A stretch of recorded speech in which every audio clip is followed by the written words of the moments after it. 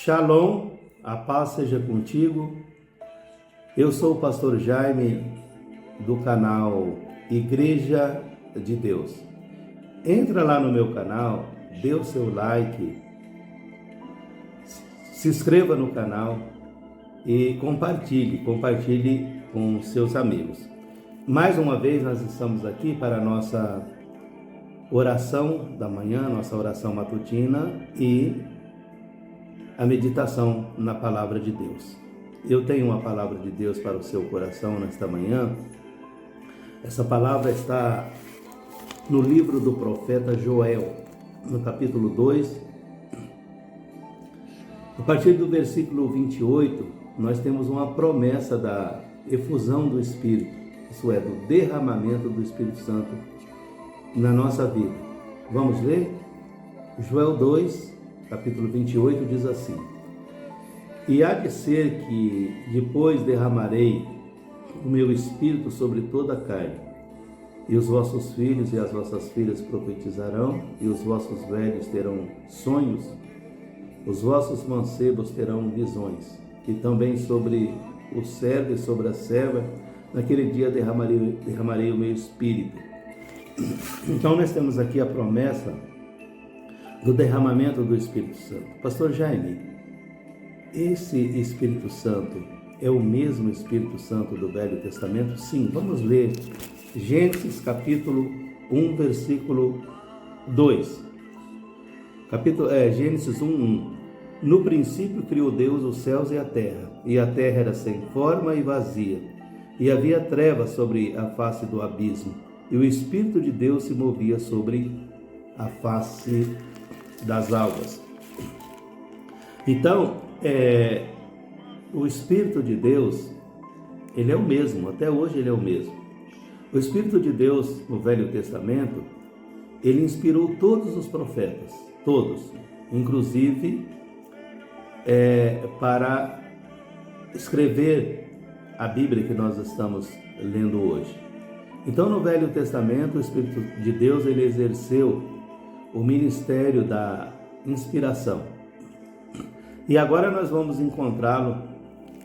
Ele percorreu todo o Velho Testamento, né? Hebreus 1:1, a Bíblia diz que antigamente Deus falou aos nossos pais pelos seus servos, mas para nós, nesses últimos dias, ele nos tem falado através do seu Filho. Então nós vamos encontrar lá no livro de Atos, no capítulo 2, o derramamento do Espírito Santo, o cumprimento da promessa de Joel 2:28. Lá diz que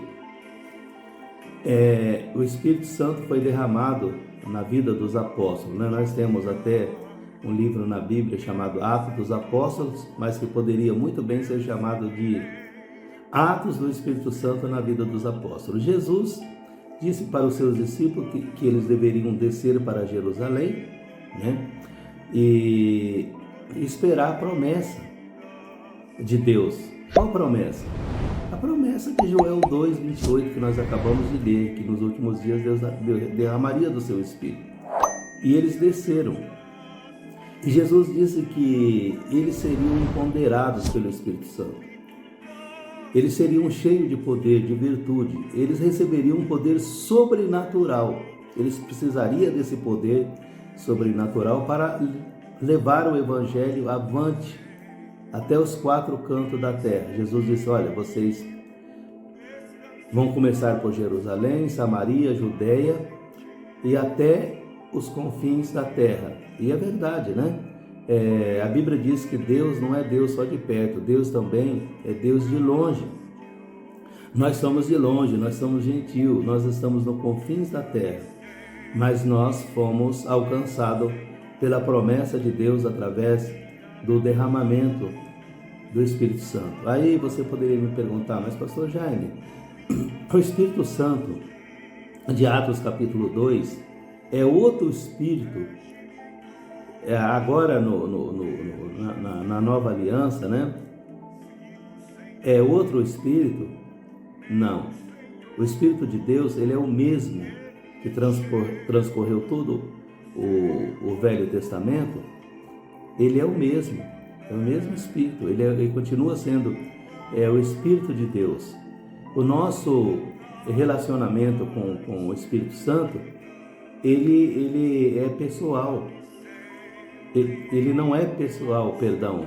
O nosso relacionamento com o Espírito Santo de Deus, ele não é pessoal, ele é espiritual.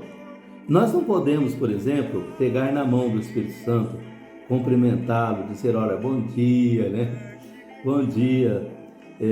Nós não podemos dar um abraço nele. Nós não podemos dar um beijo nele, porque ele não é visível, ele é invisível. Ele é o Espírito de Deus, ele é como o vento. O vento também nós não podemos ver, mas ele existe, né? O Espírito Santo também nós não podemos ver, mas ele existe. Jesus disse assim, o Espírito Santo que o mundo não conhece, vocês o conhecerão porque ele estará dentro de nós. Só poderia estar dentro de nós o Espírito Santo. Por que Deus enviou o Espírito Santo? Por que Jesus disse, o Espírito da verdade vos guiará a toda a verdade? Porque Jesus fisicamente, ele não poderia estar em todos os lugares, em todo o tempo, né? Fisicamente não, como homem não, como humano não, mas o Espírito pode, porque Deus é transcendente, Deus é imanente, né? Deus está em todos os lugares, Deus é onisciente, onipresente e onipotente. O Espírito Santo tem essas 4 características, né? Essas 3 características, ele é onisciente, onipresente e onipotente, né? Ele só pode ser Deus, ele é o mesmo Deus, é o mesmo Deus do Antigo Testamento, é o mesmo Espírito de Deus, ele é o Espírito de Deus. Eu não consigo entender como que a maioria dos pastores fala que ele é o Espírito de Deus e depois fala que ele é uma terceira pessoa. Olha, o Espírito Santo não é uma pessoa, ele não é uma pessoa. Para ter a terceira pessoa, tem que ter a primeira pessoa. E Deus nunca foi uma pessoa. A Bíblia diz que Deus é Espírito, né? Deus é Espírito.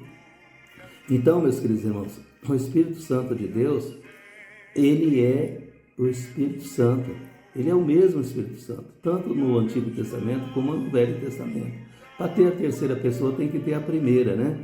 No caso, seria Deus, e Deus não é uma pessoa, né? Jesus, sim, foi uma pessoa, que ele nasceu, teve mãe, teve pai, né? Pai adotivo, porque o pai dele é Deus, ele foi gerado pelo Espírito Santo de Deus. Está lá em Lucas, né? Capítulo 1, a partir do versículo 26, que o anjo tranquilizou Maria, né? Que ela ficaria grávida e o que ela ia conceber o Espírito Santo de Deus, e ele seria chamado Filho do Deus Altíssimo. Olha que coisa maravilhosa.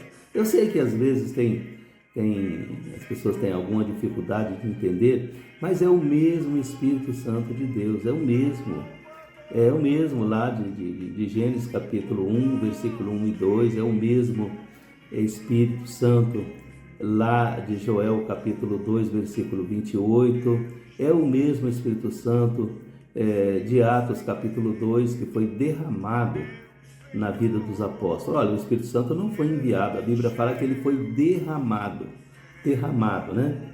Derramado na nossa vida. É por isso que Jesus disse que o Espírito Santo que o mundo não conhece, nós o conheceremos, porque ele estará dentro de nós. Ele pode transformar a nossa vida, ele pode nos empoderar para a pregação do Evangelho, porque esse foi o objetivo, né? E nós podemos estarmos cheios de virtude, basta nós buscarmos o Espírito Santo na nossa vida, porque Deus vai nos abençoar, Deus vai nos empoderar para dar continuidade na pregação do Evangelho. Vamos orar. Senhor, nosso Deus e nosso Pai, no nome de Jesus, mais uma vez, Senhor, nós estamos aqui para te louvar, para te bendizer nesta manhã, e nós queremos colocar a nossa vida diante do teu altar de graça. Nós queremos pedir perdão por tudo aquilo que nós cometemos, que desagradar aos teus olhos. Pai, que isso não seja um impedimento do teu Espírito Santo na nossa vida. Fica conosco, abençoe a nossa vida. Eu quero colocar, Senhor, aqueles que estão hospitalizados, aqueles que estão doentes, eu quero colocar diante do teu altar de graça aqueles que estão em casa também, estão doentes, aqueles que estão saindo para o trabalho agora, que você possa ter um dia abençoado pelo Senhor. Meu Deus, nós temos recebido muitos testemunhos de cura através dessas orações que nós estamos fazendo. Nós queremos te agradecer por isso e queremos te pedir, Senhor, que as pessoas que tiverem acesso a estas orações que são feitas aqui na parte da manhã, na parte da tarde também, na parte da noite, que elas possam ser alcançadas pelo Teu Espírito Santo e que o Senhor possa curá-las. No nome de Jesus, que nós te pedimos e te agradecemos. Amém. Amém.